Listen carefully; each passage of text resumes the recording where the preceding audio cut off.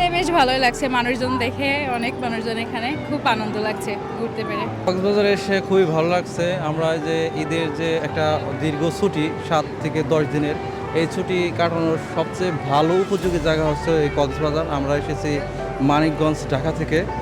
তো এখানে এসে অনুভূতিটা অন্যরকম একটা ভালো, যে না এইখানে আসতে পেরে এই ঈদ অবকাশটা খুব ভালো যাবে। আমরা পরিবার নিয়ে আসছি, যে আমার ওয়াইফ আছে, আমার এই যে ভাইরা আসছে, ভাই আসছে, আমরা সবাই পরিবার নিয়ে এখানে এসেছি।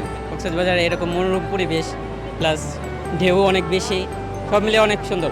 মানুষ অনেক বেশি যদিও, তবে ভালো লাগছে অনেক। এখানে সাগরের কারণে পরিবেশটা অনেক ভালো লাগে, দিন হোক অথবা রাত সবসময় ভালো লাগে। আর এখানে মানুষের সমাগমও অনেক বেশি, যার কারণে দেখা যায় এখানে আরও মানে পরিবেশটা সুন্দর লাগে এবং সবার সাথে ঘুরতেও ভালো লাগে। খুবই সুন্দর লাগতেছে, আসলে মনটা ভরে যায়। আসলে গর্বের বিষয় তো, এত বড় সমুদ্র সৈকত আমাদের দেশে। যাই হোক, এই নিয়ে 3বার আসা হলো।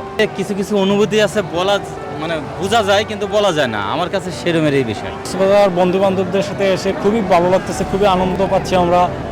এই মনোরম পরিবেশে খুব মনোরম একটা সুন্দর একটা পরিবেশ।